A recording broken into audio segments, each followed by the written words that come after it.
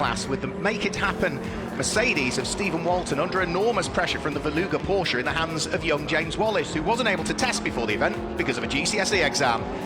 There was also a spin for the sister car from Make Happen Racing, and in second place overall in the race, Simon Orange has got his hands full. He'd got the Ram Racing Mike Price-driven Mercedes right behind him, with the Group GTO leading Porsche of Richard Chamberlain having a great run. He was not far away either in fourth place.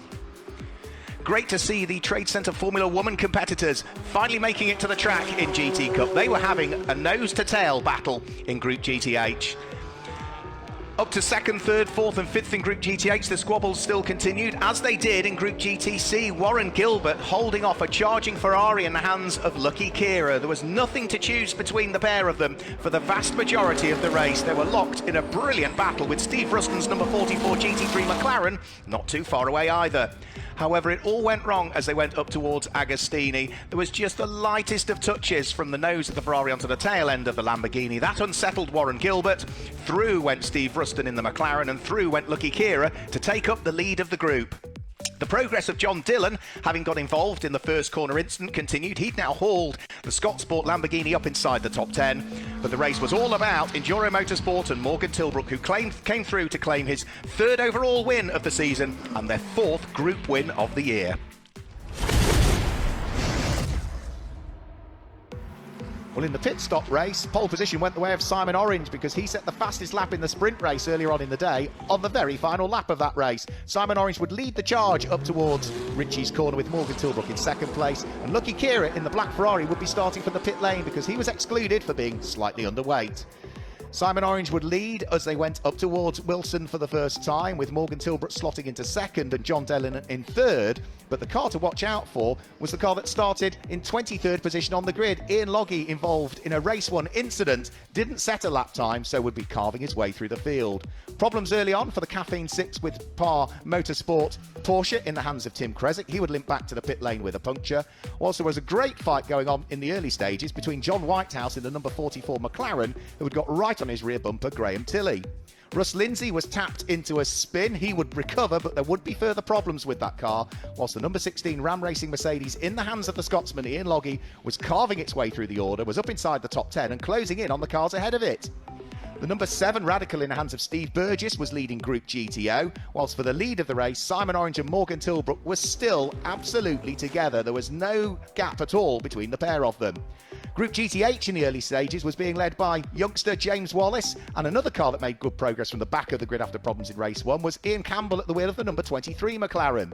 Russ Lindsay's car back into the pit lane. We had a spin out on circuit for Sarah Mizza at the wheel of one of the Formula Woman cars, but for Ian Logie, he was about to come up against the pro drivers who were carving their way through the field. Morgan Tilbrook had jumped out of the number 66 car, handed it over to Marcus Clutton, and that would see the quicker pros scooting past Ian Logie, who was still either way on for a good result. Michael O'Brien, though, had taken over the number 67 car, and it would be the Orange Racing powered by JMH car that would take the win, its third win of the season.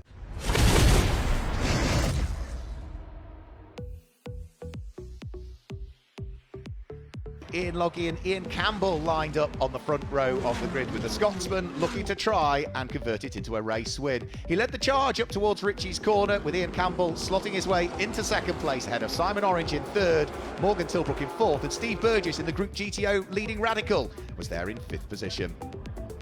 In towards Wilson, Ian Logie, Ian Campbell, Simon Orange and then Morgan Tilbrook were all pretty much nose to tail or wheel to wheel. There were problems with John Dillon. He hit debris and had a puncture, and there was also a spin for Ian Campbell on cold tyres.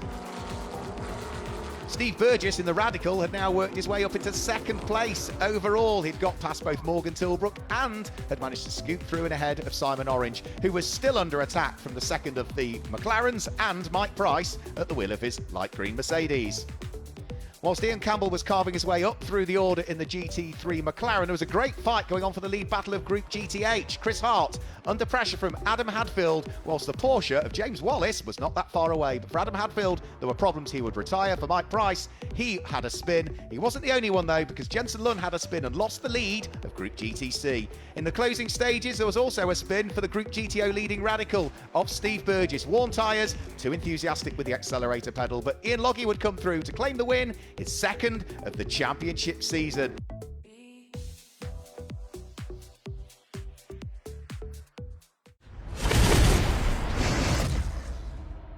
Round of the weekend gets underway, and it's not a bad start from Ian Logie actually. He might just outgun the Radical up towards Richie's corner. Can Ben Dimmock come back? No, the extra grunt of the Group GTO Radical, as Sam Neary suggested, did tell. Morgan Tilbrook, I think, 2 wheels on the grass there on the approach towards Richie's corner. That sort of unsettled the car as the gap started to close. He did the sensible thing though, got out of the way, avoided any contact, lost a place, frustrating, but already I think he's gained one of them back because he's got back past Ian Campbell. As we see, damage from John Dillon. So unfortunately them two cars seem to have come together again, and I think Ian Campbell has flashed his lights at John Dillon, maybe in frustration, and that is the key thing when you can't, as we see an overtake from Morgan Tilbrook, and that is massive for this race. It is. Morgan Tilbrook has finally made his way through and ahead of Ben Dimmock. So Steve just had to try and keep on track, not making mistakes, but as we see, a very nice move from Michael O'Brien, got the power down, got the move, and jobs are good, and now move on to the next one. Lamborghini desperately needs to try and stay ahead, but Benny Simonson is the pro. Jensen Lum is really a fairly amateur driver in terms of the amount of experience he's got driving this car in particular. Benny Simonson tried to drive around the outside at Williams. That's not on the books, surely. They're also trying to stay on the lead lap because Benny Simonson will not want to get lapped, ideally, will he, by Callum McLeod, because that would give them another lap then to try and sort out who's going to finish second and third in the group. Exactly. He's got to make this, is going to be incredible if he does it there. He's done it, back down the inside. Beautiful move. He made that move all the way from back at the corner before, and it's just, that's where it came into fruition. As Callum McLeod, I would just be staying right out of this. Them two are moving all over the track. I would say, you two enjoy your fight. I've got 12 seconds. I'm not getting involved. Well, he's lapped Jensen Lund, which means that, yeah, for Benny Simonson, if he stays on the lead lap, then that confirms him as good as in second place in the group. Lucky Kura's heading towards the Group GTC win. They're heading towards the overall win and their first win of the 2022 GT Cup Championship season. It's the pairing of Mike Price, and bringing it to the flag is Callum McLeod. They claim the win. It should be Marcus Clutton, partnered by Morgan Tilbrook, who come through to finish in second place, and Ian Logie should be through to finish in third place. Second in the championship is Team Orange, and on pole position after qualifying is Simon Orange. Yeah, thank you. Yeah, we had a good day. We've had a lot of tuition yesterday from Michael O'Brien, our pro, and the lads have made some tweaks with the car. So, yeah, it just turned out everything was good. Yeah. So you must be quite pleased going into this first race then, knowing that the current championship leaders are starting from right at the back of the grid. Yeah, they had an unfortunate incident, didn't they? I think somebody didn't put the wheels on. And even better than that, Will Dendy has done pole position in GT4, so hopefully we can keep those Beluga young lads out of the points and make some gains today. I was told, a little birdie, Mark Werrell, told me that your qualifying, you did the fastest qualifying lap ever, apparently at Oulton Park today, this morning. Oh really? Yeah. Oh yeah, the lads were saying it was a good time. Yeah, apparently it was the fastest. What, ever? Oh, Yeah. I tell you what, we need to tell as many people as we can about that. Yeah, exactly. All right, fantastic. No, I didn't realise that. Yeah. Oh, brilliant. Well, I'll give you a bit of a boost. Thank you very much. Yeah. Now you need to knock that one out of the park in the race. I'll certainly try. Listen, good luck, and hopefully we'll speak to you later. Thanks very much. Cheers, Michelle. So our current championship leaders are Team Beluga. I'm joined by Sam and James now. However, slight mishap during qualifying today, which could impact things, couldn't it? Could you tell us a bit about what happened?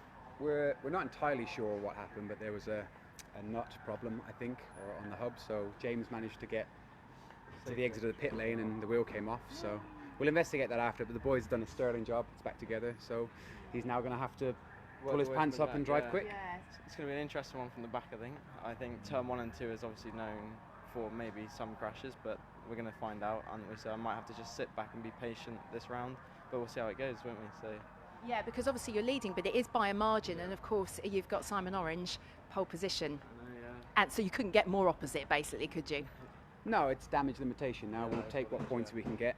James is a clever head in him. He's got a mature head, so I'm sure he can just get it done, and we'll be okay. We've got success penalty from the previous round as well, so we're up against it. So as long as we can get in the quickest lap in this race, get ourselves on pole for race 2, and then see what we can get out of it. And then hopefully, well, if we're not on the podium this time, it means we won't have a success penalty for race 2. so it could be, it really is our race to lose, to be honest, at that point. So yeah, it should be a really good race. Yeah, I like that. Confidence and finding some positive in it. Good luck. All right, thank you. Yeah. Thank you very much.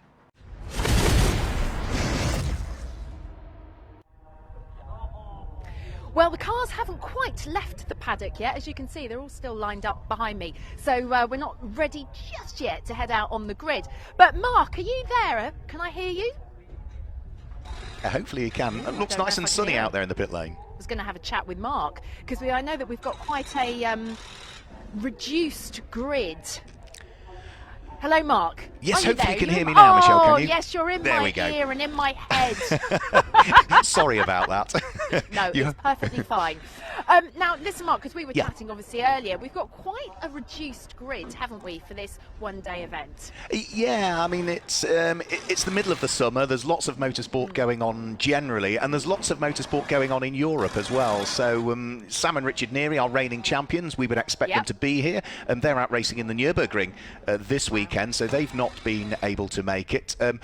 Morgan Tilbrook and Marcus Clutton, who we saw do great things at Snetterton last time out, well, Marcus is Yeah. racing at Spa in the 25-hour race for Fun Cup there this weekend, so he's not Wow. out. Yeah. And we also saw Ian Loggy and the amazing things he's done in the Ram Racing Mercedes. Well, Ian is doing a 24-hour race this weekend, but not in Germany at the Nürburgring, not at Spa in Belgium. He's in Portugal. He's at Portimao this weekend doing a 24-hour How race. awful. Terrible, Horrible isn't for it? him. They're missing the Cheshire sunshine, Michelle. Yeah, of course they are, because it is beautiful. We have actually got really good weather at Oulton Park. I would say would you say it's pretty good, near perfect racing weather? Because it's not overly hot, but we've got some sun, bit of a breeze. I would say so, yeah. There's a very slight breeze which won't affect the cars too much. The ambient temperature is about right. The chat temperature isn't too high. The only thing that this morning they've had to do, Michelle, is whilst it looks beautiful now, we had a lot of rain overnight, so all of that rubber they put down yesterday all got washed Yeah. away. So the circuit will evolve again today as the rubber goes down for sure. Do you know what? I missed that rain. It must have been while I was fast asleep. I didn't notice it raining. So, another thing I wanted to speak to you about is obviously we've got a slightly more reduced grid. I think they're starting to head out now. Yeah, the pit lane's open. But we've also got reduced time on these races, haven't we? Because normally it's 50 minutes for the pit stop. We've only got 40 minutes today. Absolutely, yeah. So it's a slightly shorter stop. Now, the difficulty that creates for some of the drivers is, of course, we heard Simon Orange and James Wallace and Sam Mayer-Lockman mention success penalties. So if you win your group or finish second or finish third at the previous round, looking back at the pit stop race from Snetterton, then if you won your group, it's an extra 20 seconds in the pits. If you were second, it's 15. If you're third, it's 10. Well, usually you get 50 minutes in a pit stop race to make up that extra time that you spend. In this race, of course, they've got 10 minutes less to try and overcome it, so it's going to make it ever more difficult for those cars that are carrying success seconds in the pit lane. Yeah, which is of course not good, as we heard from James and Sam, who are starting this race right from the back of the grid.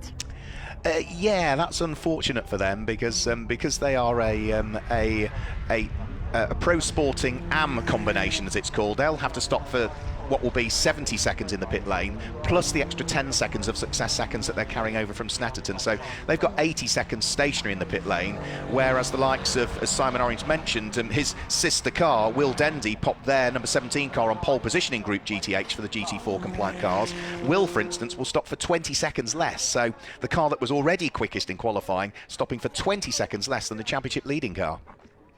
Yeah, brilliant. Thanks for explaining that. I'm actually just heading out onto the grid now, Mark, because it's open, we're allowed out, and we're waiting for our cars to now start their formation. So obviously, I'm right in the front. We're expecting Simon Orange, who is on pole position. So he will be coming through hopefully soon.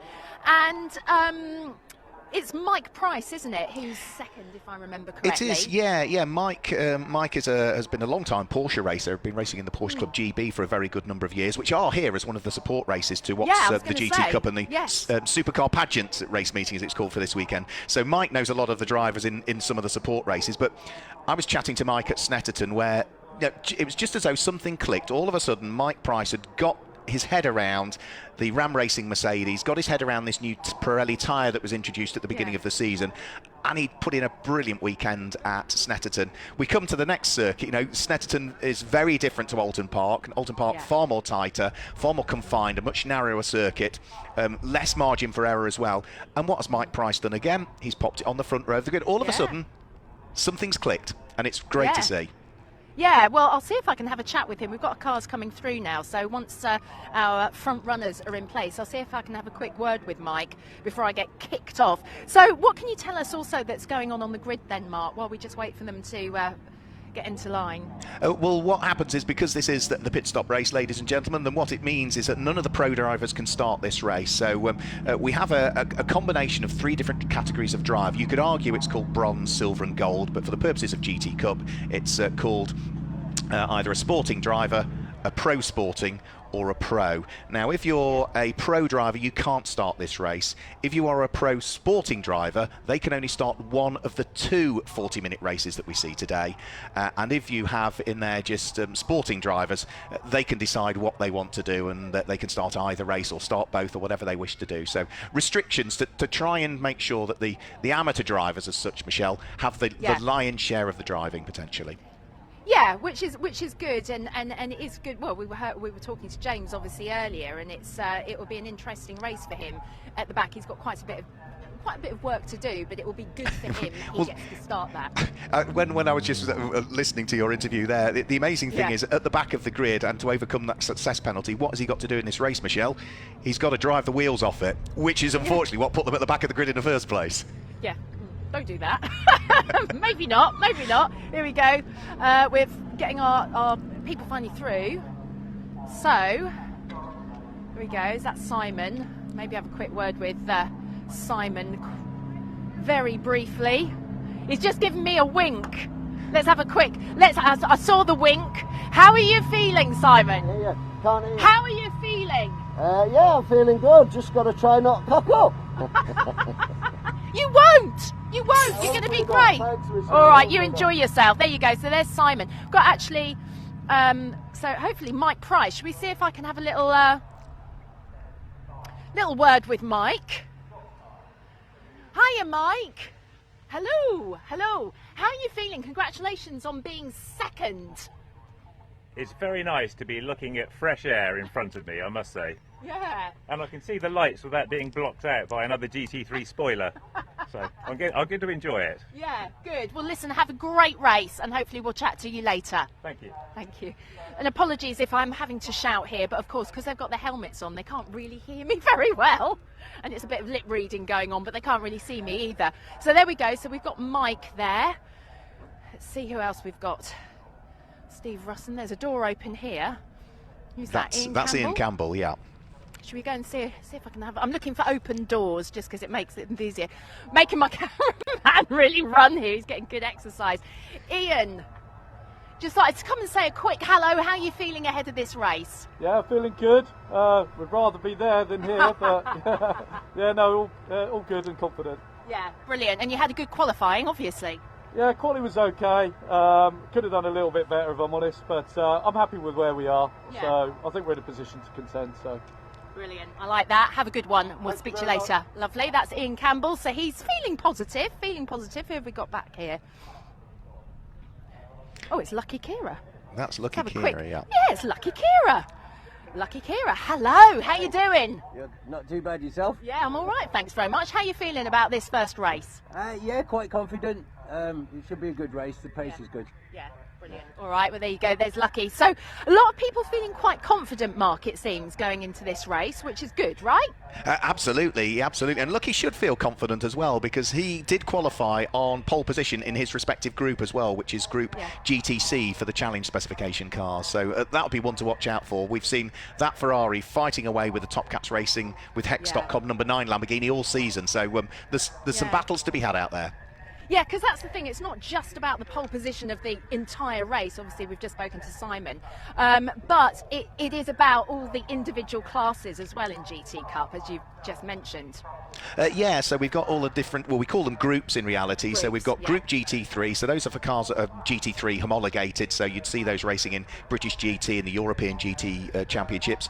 We've got Group GTO, which is largely just the Radical for this weekend, unfortunately, the Radical RXC of Steve Burgess and Ben Dimmock. We've got Group GTC, which is the likes of the Ferrari that's just behind you and the Lamborghini that's just behind that. So those are challenge spec cars. So that's a car that's built to Ferrari UK or European Championship championship specification, and the Lamborghini is a Super Trofeo spec car. And then we've got Group GTH, which is for the GT4 cars. So those are the groups that we have, Michelle. Yeah, brilliant. Well, listen, I've just heard the siren go, which means I need to make my way off the grid. So I'm going to hand back to you, Mark. I'll see if I can have a chat to someone during the pit stop, maybe. But you can give us a full grid rundown if you like, and I'll see you the other side. Thanks, Michelle. Yeah, great job as ever. The cars just striking up, the final few team members just leaving the grid. You can see the BMW safety car is there positioned at the front of the field, and it won't be that much longer before the cars will head off on their final formation lap around this 2.692 mile circuit here at Oulton Park, the full circuit that they are on. So they go all the way down to the wonderful Shell Oils hairpin and have to take in the daunting corner at Druids as well. So we'll guide you around that once the cars get heading around the circuit. We'll also bring you the grid and bring you the starting drivers as well, because remember, we have 2 pit stop races this weekend. So we'll give you the starting drivers and also try and allude to how much time they will have to remain stationary in the pits. It takes 14 seconds to drive from one end to the pit lane here at Oulton Park. So the times that I will give you will be how long the car has to remain stationary in reality, because it does vary from car to car based on whether they are a pro sporting or pro combination, and how they got on in the previous pit stop race at Snetterton. So off they go on their formation lap. It's time to guide you through the grid for the first of our 2 40-minute races for the GT Cup Championship here at Oulton Park in Cheshire. So pole position goes the way of Simon Orange, 75 seconds in the pit lane for that car. Alongside is number 11, which is Mike Price, 95 seconds. That remains stationary come the pit stop. Row 2 of the grid is John Whitehouse, who is on 60 seconds, alongside Ian Campbell, who is on 75. The third row of the grid sees the number 4 Texserve Mercedes, 75 seconds for Graham Tilley, alongside 247 Lucky Keir, who is also stationary for 95 seconds. And row 4 of the grid, it's Top Cats Racing with Hex.com. Jensen Lum, 70 seconds in the pit lane, alongside Charlotte Birch in the sister car, 60 seconds stationary. Row 5 of the grid, Will Dendy driving solo, will just have 60 seconds to spend in the pit lane, as will the number 69 car of Chris Hart in his Mercedes that sits alongside. And on to row number 6, that is where we see Tamar Shahan, who will remain stationary for 90 seconds come the pit stop window. Alongside is the sister car from Paddock Motorsport, the number 25 car, started by Kavi Jundi, 70 seconds. Row 7 of the grid, John Curry is on 60 seconds in his Mercedes, and the first of the Trade Centre Formula Women cars, started by Steph Saw, is also on 60 seconds. Row 8 of the grid, Mark Hopton, 75 seconds when he hands over to Ewan Hankey, and alongside it's a similar 75 seconds for Tim Kresick in the Caffeine 6 by Par Motorsport Porsche. Row 9 of the grid, the second of the 2 Trade Centre Formula Women cars, Jodie Schloss starts at 60 seconds in the pit lane. Alongside is number 14, which is Phil Carter, 90 seconds come the pit stop window. The 10th row of the grid is Alex Stevenson, back in the championship this weekend, so their success seconds is carried over from the previous round at Brands Hatch where they competed. 90 seconds in the pit lane alongside Steve Burgess, who had problems in qualifying. Watch out for the Radical making progress, 80 seconds in the pit lane. And off the back of the grid, the championship leaders with those problems that we heard about, 80 seconds in the pit lane when James Wallace gives way to Sam Mayer-Lachlan. So that is the grid. That gives you the success seconds. A beautiful Parkland circuit here, which always looks fantastic, but even more so in the glorious sunshine and with a very sizable crowd here today at Oulton Park. It is the Supercar Pageant race meeting, GT Cup as the highlight championship, but lots of other GT cars and exotic cars out racing as well, and plenty on display as well, with trade stands and club stands and owners stands and people just bringing their own supercars to enjoy the sunshine here in Cheshire. So a 40-minute race. Group 1, which is the cars in Group GTO, Group GT3 and Group GTC, will pit between the 19th and the 23rd minute of the race. That's their pit window. Those cars that run in Group GTH, i.e. the GT4 homologated cars, pit between the 23rd and the 28th minute of this race. Those are the pit windows for the slightly shorter 2 40-minute pit stop races here today at Oulton Park. Watch out for that car off the back of the grid. What progress can James Wallace make? But we're about to get racing underway here for the first of 2 races here today at Oulton Park. Simon Orange in the dark blue McLaren gets a great start from pole position. Can Mike Price hang on to second? John Whitehouse is trying to sneak his way up the inside, and as they've gone through Old Hall Corner, it looks as though we have unfortunately lost pictures as they've gone through Old Hall Corner, so we'll pick up on what's happening as they then charge their way down in towards Cascades for the first time. We're looking at Graham Tilley, but it looks as though we have had an incident at turn number 1 by the look of things, because I cannot see Mike Price there.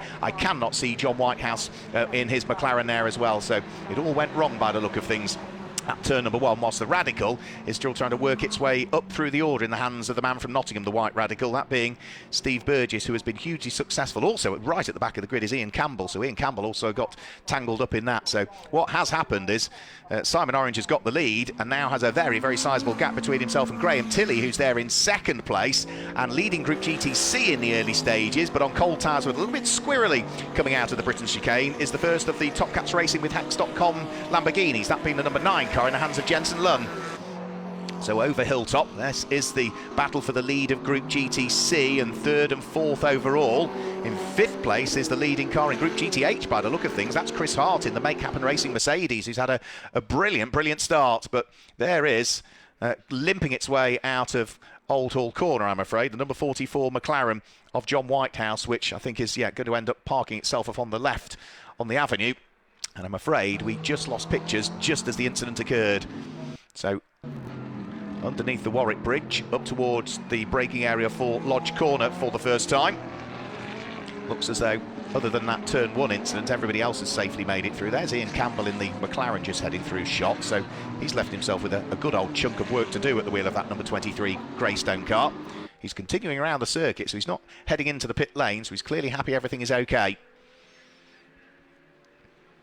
So through the right-hander at Oulton corner, down the straight, where there'll be yellow flags through Oulton corner, so no overtaking there. Steve Burgess still making really good progress. Now Steve, bearing in mind he started, down in 20th position, well that is the Group GTH leader he's just gone by, so that will put him now up into 5th place. He started 20th, he's only done a lap and a quarter, so whatever the problems were with that car, there were gearbox issues yesterday, there were electrical gremlins this morning, all would appear to be fine at the moment for the number 7 Radical.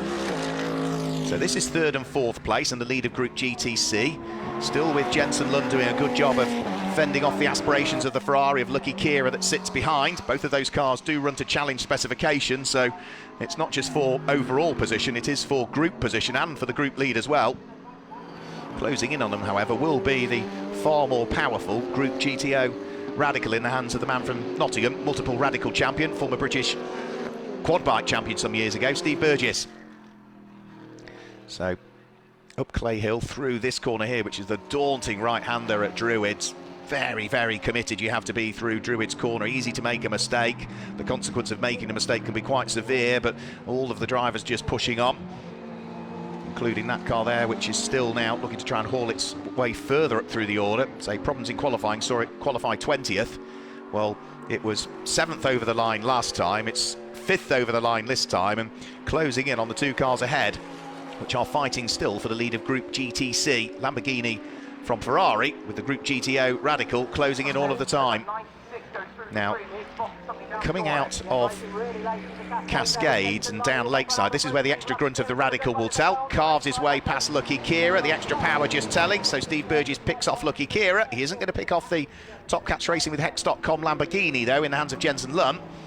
So he'll just have to sit behind that and then work his way through the right-hander at Shell Oils, and then from there it's the sweep, the unnamed corner, which he's going to sneak through before Britain's, is he? Yep, so he goes through and past the Lamborghini, so that's up into 3rd now for the Radical, down to 4th for Jensen Lunn, but he still needs to keep pushing hard here because the black Ferrari is in the same group, Lucky Kira, and Lucky is desperate to see whether he might be able to take up the lead of Group GTC. He's not going to do it into the braking area for his lops, so he'll just have to tuck himself behind and keep his powder dry for the moment.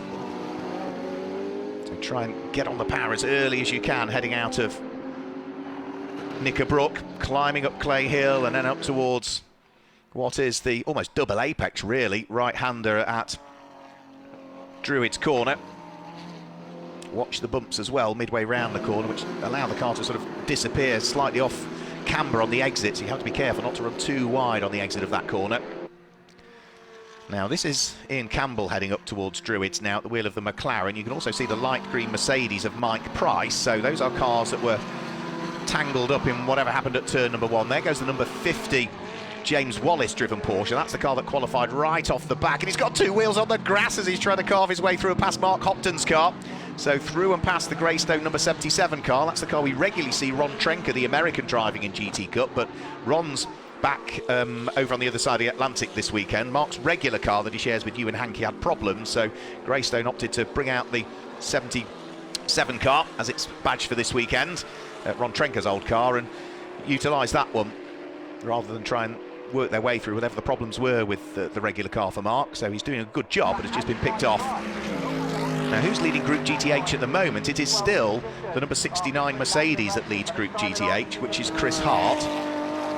The car that we're looking at here is the number 14 car of Philip Carter, who's coming under pressure from Alex Stevenson at the wheel of the Ginetta G56, the V6 engined Ginetta. That will be for positions in 19th and 20th position. Ian Campbell still making progress at the wheel of his McLaren. As for Mike Price, well, he is up 8 positions on the previous lap, so he'd dropped down towards the tail end of the field and 20th.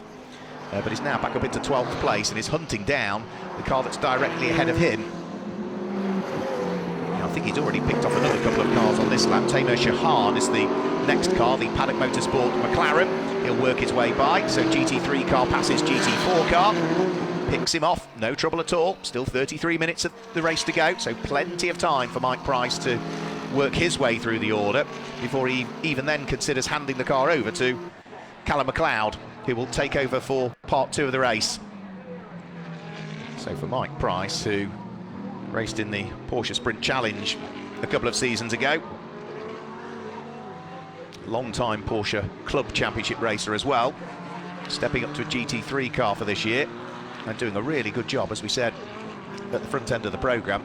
It just seems to have clicked all of a sudden for Mike Price, and his performance in qualifying this morning saw him line up on the outside of the front row of the grid. So apologies for a few technical issues that we are working our way through, so we're not able to show you necessarily all of the action that's happening out there on circuit, but we can at the moment see there are still 32 minutes to go. We can see that Simon Orange leads by a very comfortable 10 seconds at the moment. So Simon Orange leading Graham Tilley's Mercedes by 10 seconds. Now, relative stops in the pit stop for the two of those. Well, when Simon Orange gives way to Michael O'Brien, they will stop for 75 seconds. It will be exactly the same pit stop when Graham Tilley gives way to Will Tregurtha. And now that the Radical is up into 3rd position, Steve Burgess giving way to Ben Dimmock. They will stop for 80 seconds because of their success penalty. So it's 60 seconds as a pairing because they're 2 sporting drivers, but they finished as the group winners last time out at Snetterton, so they pick up the extra 20 success seconds, and that's that white Radical just heading through shot now. Apologies for the pictures, ladies and gentlemen. We're working our way through the technical issues, and the Radical now of Steve Burgess is actually up into 2nd. It has got through and past Graham Tilley's Mercedes that time through, and in fact that Mercedes is dropping down through the order now, so there may well be problems.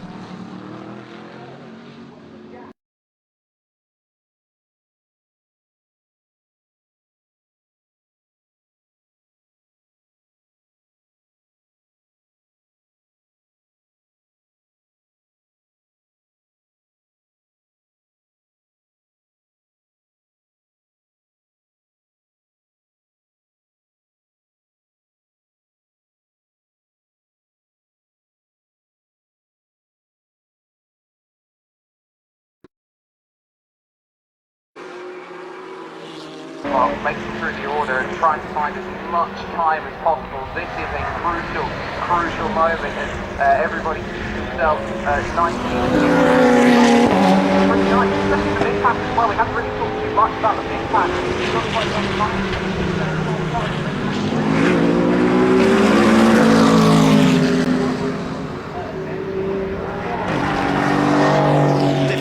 But we're now able to bring you again once more all of the action here at Oulton Park in what is some glorious sunshine. Simon Orange leading the way from Steve Burgess with Warren Gilbert's Lamborghini leading Group GTC now up into 3rd place because we saw dropping way down through the order Graham Tilley's number 4 Mercedes. Now his whereabouts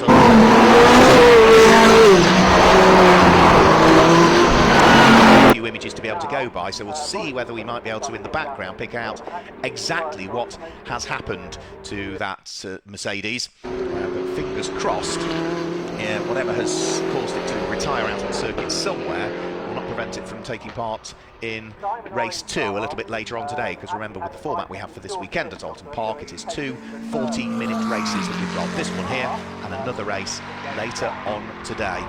So Simon Orange continuing to lead. We are now, 11 minutes into this race. It's about another 8 minutes before the pit window opens. These two cars threading their way up through the order after the problems at turn number 1. The number 23 McLaren under pressure from the number 11 Mercedes.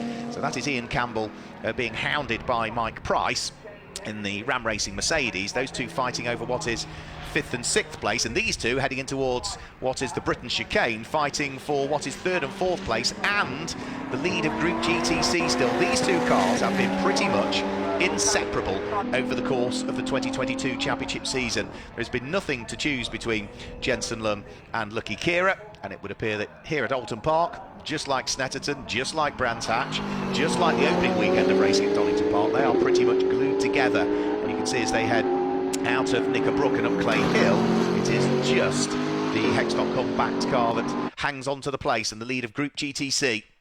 So nose to tail through Druids and starting to head underneath the Warwick Bridge and in towards the braking area for Lodge Corner. Jensen Lund's knows he's under pressure. He goes a little bit defensive on the run towards Lodge Corner. The Ferrari brakes as late as it can. The next couple of cars come up, which is Ian Campbell in 5th position overall, 2nd in Group GT3, being hounded by Mike Price. Now, has Lucky Kira got the overlap here? Has he got the inside line for Lodge Corner? Is he too far back? No, he's going to sneak his way through and up the inside. Jensen Lund needs to be careful he doesn't get pushed wide on the exit. Runs over the curb, but good overtake by Lucky Kira, all geared up at Lodge Corner, got the run through Deer Leap, and through he goes, not just into 3rd place overall in the race, but that now gives him the lead of Group GTC. Ian Campbell still fighting away with Mike Price for what is 5th and 6th position. 7th place is the leading car in Group GTH at the moment, which is still going to be the number 69 Chris Hart driven Mercedes, the Make Happen Racing Mercedes, the black, the yellow and the white car. So that will be leading Group GTH, and actually has a reasonably comfortable lead in Group GTH. It's something like about 6.5 seconds. And that, I'm afraid, off is Tim Kresick, the Caffeine 6 by Par Motorsport. Porsche is in the gravel and going no further, I'm afraid. So that's frustration for them, and subject to exactly where that car is, that could possibly bring out a safety car. So hopefully for the moment it's just been dealt with by localised yellow flags. But depending on the exact location of that car, the race officials will have a decision to make as to whether safety car comes out. That is the last thing people like Simon Orange want at the moment, because he's leading the race and has built a margin. He doesn't want a safety car to come out and then Constantine up all the pack, just as we're about to approach very shortly what would be the pit stop window opening for the Group 1 cars, that being any cars that are in Group GT3, any cars that are in Group GTC, and any cars that are in Group GTO. It's the exit of Lodge Corner, and that is not a safe place, I'm afraid. So circuit does dip away there. So are they going to deal with that with localised yellows? I would hope so, but it's a difficult place for the car to be, and it's not really safe for the marshals to get out there and try and shove it out of the gravel trap. So Tim Scarpa's out of the car. Strickland Porsche sitting in the gravel trap at the exit of Lodge. Are we going to go full course caution? Not for the moment. Now, since taking the lead of Group GTC, Lucky Kira's Ferrari has pulled away from Jensen Lund's Lamborghini, and Jensen Lund is about to be gobbled up by the GT3 cars that sit behind here. So it's a Group GT3 McLaren about to overtake a Group GTC Lamborghini. And I don't think it'll be too much longer, really, before Ian Campbell and probably Mike Price are able to squeeze their way through. So it's still just Ferrari, Lamborghini, McLaren, Mercedes at the moment, but Jensen Lund's car is a challenge spec car. It's not a GT3 spec car, and therefore it doesn't quite have the same level of aerodynamics, certainly to allow the cornering speeds to occur. So I think he might just get picked off here by Ian Campbell. Or Ian might just decide to sit behind and wait until the pit window opens, and that's not that far away. And I think the pit window might just open as we go safety car by the look of things. Yeah, I can see the SC boards are out, so we are going to go full course caution, and that is exactly what Simon Orange and Michael O'Brien did not want. They had built what was a 10-12 second advantage, and all of a sudden that is going to dwindle to absolutely nothing, and it's just as the pit window will very shortly open. Well, the pit window opens after the 19th minute of the race. Well, we're now in the 16th minute, I think, of this race, so another 3 minutes time there or thereabouts. The pit window will open, and all the of that advantage that they've got is going to disappear to nothing. It was actually a 33-second advantage that they built up, but that's somewhat falsified because the cars had backed off as they came over the start-finish line. But yes, that's rather frustrating for Simon Orange and Michael O'Brien, who, remember, are lying second overall in this championship. You accumulate points in your respective group. Well, they so far this season have had 3 overall race wins. They finished consistently in every single race, really. I don't think they've finished outside of the top 5 in overall throughout the course of the season. So it's been a really, really consistent run for the number 67 McLaren so far this year. As for the car that leads the championship, that started off the very back of the grid, remember the number 50 Veluga Porsche Cayman that James Wallace shares with Sam Mayer-Lotnam. Well, James has now brought that car up to 13th overall in the race, but it's still only 6th in its group at the moment, and 6th in the group would net it 8 championship points, whereas for Simon Orange and Michael O'Brien, who are only 11 points behind in the championship coming into this race, they would score for the overall win and the group win 25 championship points. So that would ultimately, if I've got the maths correct, put the number 67 car, if they stayed where they were now, it would put the 67 car into the championship lead heading into this afternoon's racing. So safety car lights flashing away. Cars still weaving from side to side to try and maintain some temperature in their Control Pirelli slick tyres that they all run. Brand new tyre introduced by Pirelli at the beginning of this season, not just into this championship, but into the domestic British GT Championship and into the Fanatec GT World Challenge Europe. And some of the teams now really starting to get to grips with the understanding of the new construction of this tyre, the new chemical components that go into it, and how you switch it on to a subtly different way than you used to do with what was the outgoing tyre that was used last year. So most of the teams now know what they need to do with this tyre, and therefore evermore maybe a little bit more weaving around on the laps behind the safety car is what needs to happen. So the clock continuing to tick. We've got about 22 minutes of the race still to go, so we're about 60 seconds, just north of 60 seconds away from the pit window opening, which means that as these cars come over the start-finish line, all of these cars that are at the sharp end, so anything that runs in Group GT3, Group GTC or Group GTO, potentially could pit at the end of this lap, whereas that car there, the number 69 car, that leads Group GTH, so that will have to wait until the 23rd minute of the race before it can come in. So another few minutes yet before we could potentially see the cars in Group GTH head in. Now, hopefully, the Caffeine 6 by Par Motorsport Porsche has now been removed out of harm's way. You can still see some recovery trucks in the background just making their way around the track, but hopefully that will be... Alright, so there's the car now of Tim Kresick. Chris Diamond, who is the pro driver scheduled to drive that car, but there's the breakdown truck. So I think what they'll do is, I don't think there's any damage to a car. I think it's just plopped itself into the gravel trap, and there's nothing that Tim could do to try and wrestle the car back out. So hopefully it's just a case of a quick attachment of a towing strap to it, drag the car out of the gravel trap, and then under its own steam, hopefully Tim will do the sensible thing, keep the car off the main racing line, but trickle the car into the pit lane so as to not to deposit gravel everywhere. But hopefully CC Recovery, who provide our recovery services here at Oulton Park, amongst many of the UK circuits, will very quickly deal with that and get the car out of harm's way.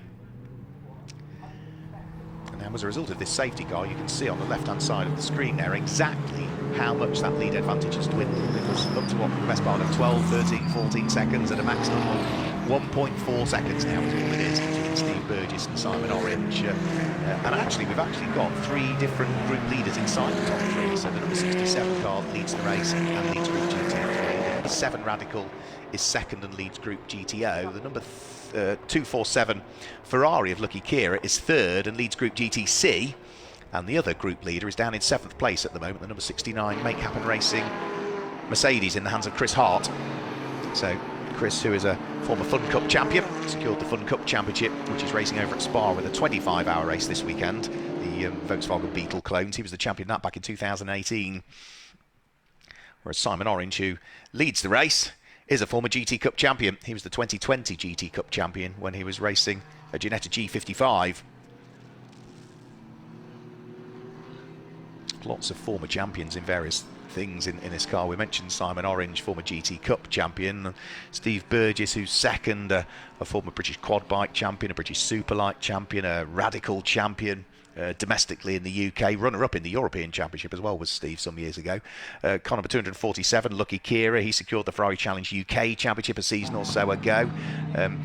Fourth at the moment is the number 9 car, that's being driven by Jensen Lunn. He was the Group GTC champion last year in GT Cup, and here they all come, right, so the pit window is open for the cars in Group GTO, Group GT3, Group GTC. They all file their way into the pit lane, which largely now is just going to leave the cars in Group GTH out there. So it will be the number 69 car of Chris Hart that will pick up the lead of the race. So all of the cars come in because of the tight confines of Oulton Park. They park at 45 degrees to the pit garages. Out jumps one driver, in will jump the next. So that's Jensen Lunn getting out of that car. In will go Warren Gilbert. So Warren heads into the car. Warren is a former champion in the GT Cup, both in GTC last year, and he secured GTB back in 2018, did Warren Gilbert.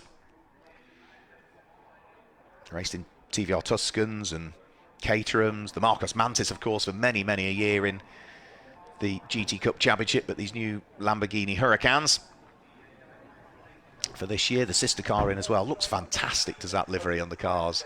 And there, thankfully, is the Caffeine 6 by Par Motorsport Porsche Cayman out of harm's way, out of the gravel trap, and being brought in towards the Parc Fermé area. So a little bit of sweeping up just to be done by the marshals, a little bit of debris to pick up, and hopefully it does mean that now the track is pretty much clear. We just need to get that car behind the barriers. We might be good to go back to green flag racing at the end of this lap.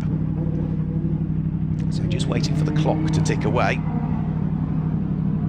as some of the cars are now making their way back out onto the track.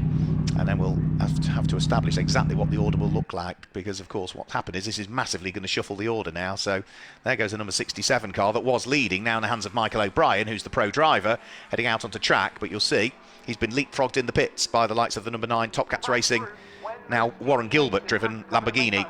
And remember, there's no overtaking still, because in reality we're still under safety car, but the safety car will be in at the end of this lap. Now, how long have we got to go in the race? Well, we are fast approaching the 23rd minute of the race, so I think we might see all the Group GTH cars dive into the pit lane this time, because the pit window's about to close for the cars that are in Group GTO, Group GT3. Ah, right, Boot is up on the Radical as well, which had issues in qualifying this morning, which saw it start 20th on the grid. But I can see Steve Burgess out of the car, and the engine cover up on the Radical, which does not suggest all has quite gone to plan, I'm afraid, for that car. There's the car that was leading Group GTC, in the hands now of the pro driver David MacDonald. There's the Radical with the engine cover up, as you can see in the pit lane. Now Group GTC, I think, will now be being led potentially, now it might be the number 3 Top Cats Racing Lamborghini that might be leading Group GTC. If not, it will be the sister car to it, because the Ferrari that was in the hands of Lucky Kier and was leading the group has had to stop for significantly longer in the pit lane than others. Right, some of the Group GTH cars coming in. So number 64 car comes in. That's Jodie Sloss, ready to hand over to Erica Hoffman. Into the pit lane comes the Make Happen Racing Mercedes. You can see the number 26 McLaren in the background. That is one of the Paddock Motorsport cars. So a good chunk of the cars now coming in from Group GTH, because their pit window is now open and they can feed their way into the pit lane. So over the start-finish line we will go, and it's going to be the next time through when we'll get a true indication as to what the order looks like. But I think in reality these 3 cars next time through will be fighting for the lead of the race, which will be Michael O'Brien at the wheel of the orange racing powered by JMH McLaren, Ollie Webb, who is next up in the number 23 car, which is one of the Greystone 720S McLarens. Ollie, a former European Le Mans Series champion in the P2 category, the best part of 8 years ago now, amazingly. But a drive that we saw racing in British Formula 3 as he first cut his teeth, and World Endurance Championship, of course, he's competing in this year. I think he'll be in second place, and third, I think, will be the Top Cats Racing Group GTC Lamborghini. But in reality, the cars in Group GTH came over the start-finish line as they came into the pit lane, so the actual timing screen at the moment is still suggesting it's the number 69 Mercedes that will be leading the race, but that will correct itself next time they head over the start-finish line. So for Michael O'Brien, those changes to the car that he suggested yesterday to the team seem to have worked well at the moment. It's a McLaren 1-2, but it's an Orange Racing powered by JMH car that leads. It's a Greystone car that sits there in second place at the moment. And we need to keep an eye to what the relative gaps are between Ollie Webb and Michael O'Brien, and certainly here at Oulton Park, of all of the circuits that we visit in the GT Cup Championship, it is not the easiest to overtake, and when it comes to the pros there is so little to choose between them. Their lap times are not identical, but we are talking thousandths of a second or maybe a tenth, but not a great deal more than that, so it does make it very, very difficult to shuffle the order. That's the number 17 car, that's the car that qualified on pole in Group GTH. Will Dendy doing a good job. He will remain behind the wheel for this one, so Will is doing the whole of race number 1. Patrick Collins is doing the whole of race number 2 in that car, and for Russ Lindsay, he is not driving here. He is here, but he's not racing this weekend here because he's going to get the lion's share of the time when we go to Silverstone next time out, I think is the way the team have worked it. So it's a two-driver race, but 3 drivers have been entered in that car for the vast majority of the season.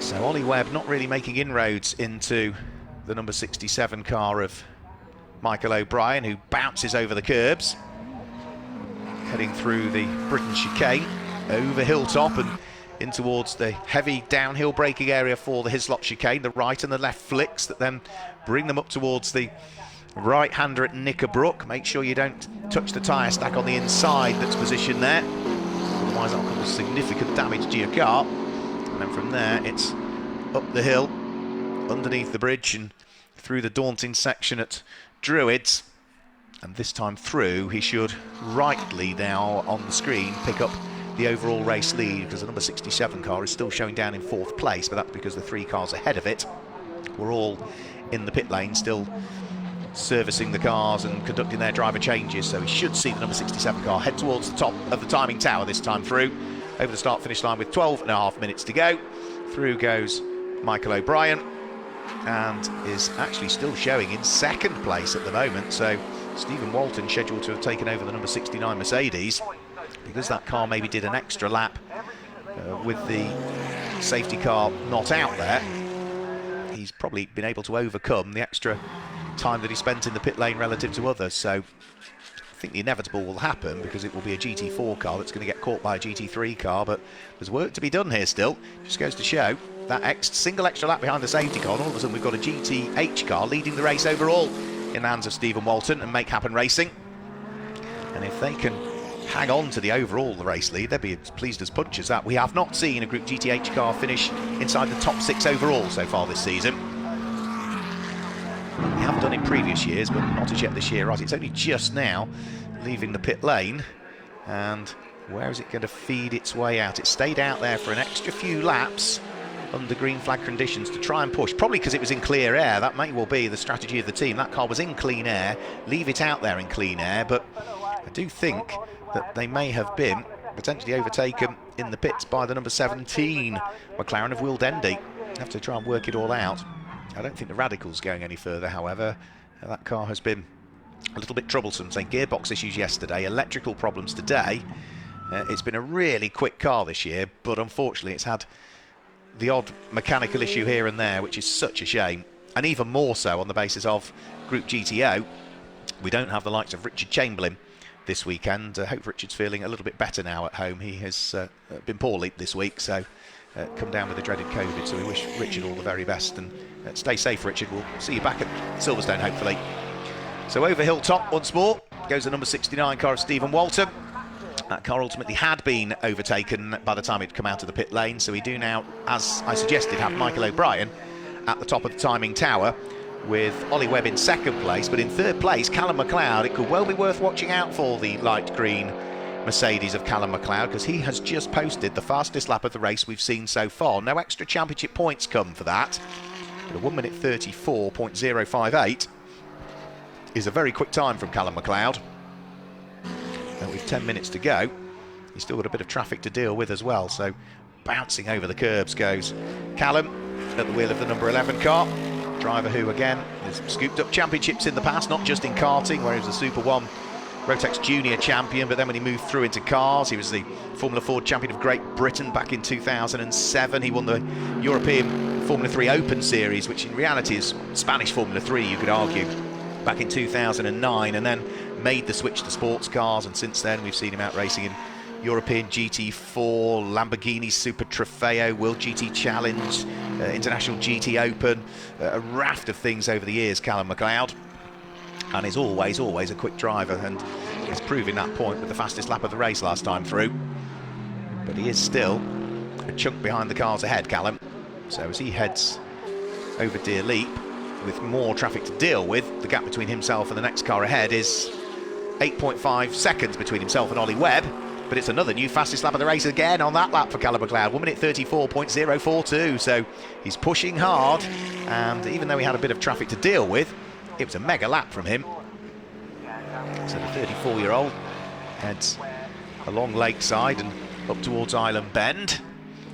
The gap for the lead of the race last time through remained absolutely static. You could argue it came down, but it came down by, what's that, 17 thousandths of a second, 18 thousandths of a second, so as good as static. Callum McLeod picks off the next car, which is going to be Michael Broadhurst's car. The next car that he's going to come up to is one of the Trade Centre Formula Woman cars, and that'll be the car that's now got Sarah Misser behind the wheel. So Callum picks that up on the exit of the Britain chicane over Hilltop and starts to head down in towards the braking area for the Hislop chicane. Bounces over the curbs again, up towards Knickerbrook, and is safely then going to propel the car up the hill, up Clay Hill, with yet more traffic to deal with again. So 8 minutes of the race to go. 2.4 seconds between the cars that are first and second. Callum McLeod in third, threading his way through the traffic. It's one of the Paddock Motorsport McLarens that is the next again that needs dispatching a lap down. And that looks like that's the number 25 car, which is going to be Adam Hatfield. Adam is a former champion as well in the GT Cup. He secured the championship in an Aston Martin when he was partnered up with Chris Murphy back in 2018. Nice to see Adam back in the championship again with Paddock Motorsport this weekend.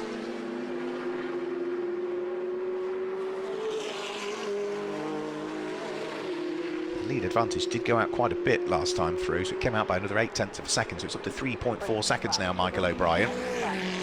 As we say, if that car continues to lead, it would pick up 25 championship points based on the entrants I think that we've got for this weekend. We've definitely got 10 entrants in Group GT3.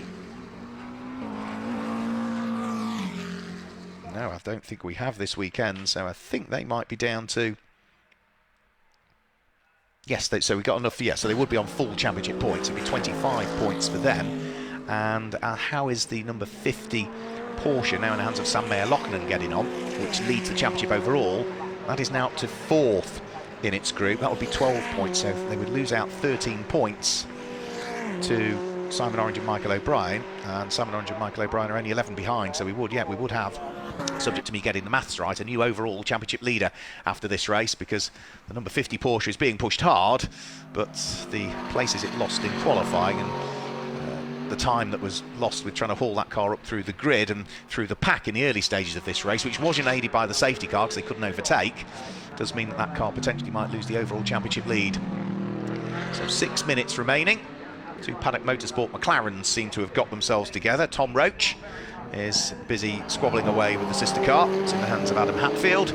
Other fights out on circuit include Lucky Kira, who has now got James Kellett right behind him. James Kellett, a driver who is currently leading the Ginetta GT4 Super Cup, which of course supports the British Touring Car Championship. He has been remarkably consistent, to say the least, in terms of what he's done in that so far this year. He is hot on the heels of the Ferrari, but the Ferrari is also starting to attack the car that lies ahead of that, and that is the number 3 Charlotte Gilbert driven Lamborghini. Sorry, not Lucky Kira, it's David McDonald now that's taken over that Ferrari. Lucky drives solo some weekends, but he's partnered with David McDonald this weekend, so David in the Ferrari closing in on Charlotte Gilbert, whilst them right behind them is James Kellett. So multiple Ginetta champion in the GT5 series in the past is James. He's currently leading GT4 Super Cup, which will be up at Knockhill in a few weekends' time, supporting the British Touring Car Championship. He missed the previous round at Snetterton of GT Cup because of his other racing commitments, but he is now finding ever more pace at the wheel of the V8 engine Ginetta G56, which is new to GT Cup this year, and is now starting to close ever more onto the coattails of the Ferrari here. So Lamborghini, Ferrari, Ginetta. This is for 5th, 6th and 7th places overall. And all of these cars run in the same group. They are all in Group GTC, which means that this is for 2nd, 3rd and 4th in the group overall. And for the Ferrari, it's important really, because that black Ferrari lies 5th in the overall championship standings coming into this weekend, but leads the Group GTC championship charge. So we'll want to make sure that they score well in this one, because the car that is second in the Group GTC championship is ahead of them at the moment, because that's the Warren Gilbert driven car that's running 4th overall in this race. So 4 minutes remaining out of Druid's corner, down the short straight that brings them up towards Lodge. But the car to deal with before too much longer is going to be Erica Hoffman's Trade Centre Formula Woman McLaren. So Erica hopefully will see them coming. She'll see the blue flags, that's for sure, with our fantastic Oulton Park marshals, and then should be able to, on the exit of Old Hall Corner, maybe just blend out of the throttle slightly or let the quicker cars come through. Now there's a bit of a mid-corner correction there from the Ferrari, and the smoke coming from the rear. Is that a problem? It looks like it is, because just going into Old Hall Corner you can see a bit of mid-corner correction there, and that might be some fluid or damage on the coattails of the Ferrari, and that is not what we want from the car that leads the Group GTC Championship and lies 5th overall when we look across all of the categories. So David McDonald, I'm sure, is going to be limping that car back into the pit lane area, and that means that that car is now going to have to forego what was a 3rd position in its group. Now, is it laying fluid on the circuit? If it is, that is going to make things rather tricky for everybody else. Hopefully, that smoke that we see coming from the back, it could just be a puncture, but with where it's coming from the centre of the car. It does look as though that may well be some sort of fluid that's getting put down, and if that's the case, that is going to make things very, very tricky for anybody that's following. So 2.5 minutes to go. Is David McDonald going to limp the car round to just take it to the checkered flag? If the lights are flashing on the dash and it's giving him lots of warnings, park the car up would be the sensible thing, but they're so close to the checkered flag. If he's on the team radio and the team are suggesting it's all right to continue, then yeah, just ease the pace, limp round, get some championship points. If there's any question mark that you might cause more severe damage to the car, you're going to have to park it up, or at least bring it into the pit lane. But for the moment, the car continues on track, but place is being lost all of the time. So we're now just 120 seconds away from seeing the checkered flag. Michael O'Brien has completed 20 laps. He leads by nearly 5 seconds now, so 4 3/4 seconds is the lead advantage between himself and Ollie Webb. So he has managed to pull away on pure race pace from Ollie, which does suggest that Michael is very, very happy with the handling of the car. As we heard from Simon Orange, they changed some of the things that they were doing on the car yesterday based on Michael's feedback, and they certainly seem to have had the pace in this one and could well be poised to take over the lead of the championship overall. So in towards the braking area for Lodge Corner, onto what should be the last lap of the race. So it takes about 1 minute and 34 seconds to do a lap. It's about 1 minute and 12 as he comes over the start-finish line. In fact, the checkered flag comes out early, so checkered flag comes out with a bit of time remaining on the clock. So it is going to be a win, or is it, for Simon Orange and Michael O'Brien, because news is reaching us that there might be potential of some sort of time penalty possibly for that car, because it is showing the fact that Ollie Webb and Ian Campbell have taken up the lead of the race. Now, did we miss something there that we didn't see a picture from? Now, we know that there's oil out around the track, because we can see the red and yellow flag there, which suggests that there's a change of surface, but it does look as though it is this car here now that is showing as being the leader of the race. So, for Ollie Webb, sitting there in 2nd position for the vast majority of it after the pit stop window, it does look as though himself and Ian Campbell potentially are going to come through and take what will be quite a fortuitous win. There's the stricken Ferrari, so David McDonald didn't quite make it round towards the pit lane area. Lots of smoke coming from the Ferrari, but for Ian Campbell and Ollie Webb, it may well be that fortune has shone on them. They did claim a win in the pit stop race at Donington Park at the beginning of the season, 4th race of the season, but it does look as though they could potentially be on for a win here, according to the timing screens that we're looking at. But we'll have to wait and see. With that checkered flag coming out early, we'll have to wait and see.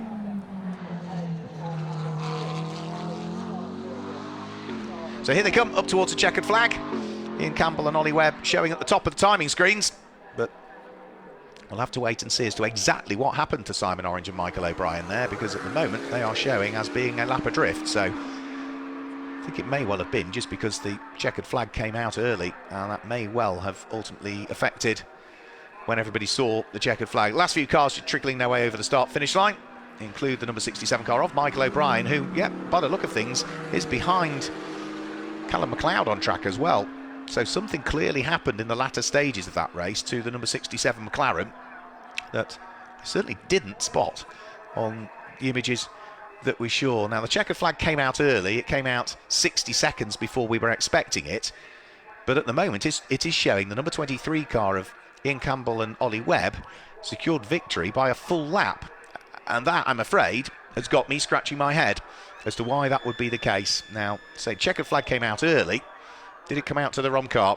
We'll have to wait and see. So we will await confirmation of all of that. I'm as in the dark as you are. We will await confirmation of that, because it may well be the results will be reconsidered by the officials. I think the graphics will probably not be able to confirm the results, because we will, I think, get those results confirmed for you before we head towards race number 2. But that car was leading for the vast majority of it.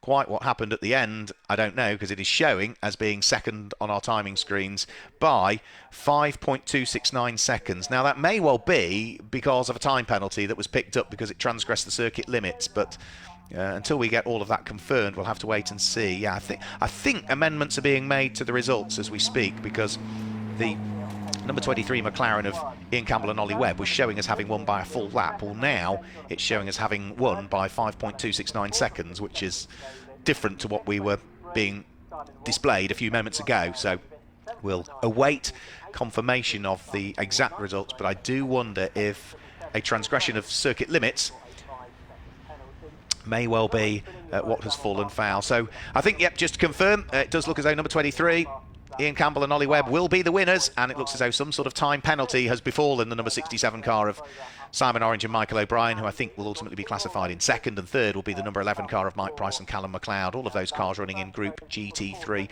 Fourth goes the way of the Group GTC winning car of Warren Gilbert and Jensen Lump. Here's the confirmation of the results for you. They win in fourth place Group GTC, and fifth is Alex Stevenson and James Kellett at the wheel of their Ginetta. Sixth was the two Charlottes, Birch and Gilbert, and seventh place showing us the Ferrari, but it didn't take the checkered flag, so I think ultimately on the results we'll have to wait and see what happens with them. The one thing I can tell you, though, is that Group GTH in the end was won by the number 17 McLaren in the hands of Will Dendy. He will be as pleased as punch with that. That is back-to-back weekends now, Stetterton and here, where he's secured a win in the class. And from there on, you can see all of the other cars that had issues. Clearly issues for John Curry. We know of the issues for the Radical and for Tim Kresick in the Porsche. And quite what happened to Graham Tilley, we never did quite find out.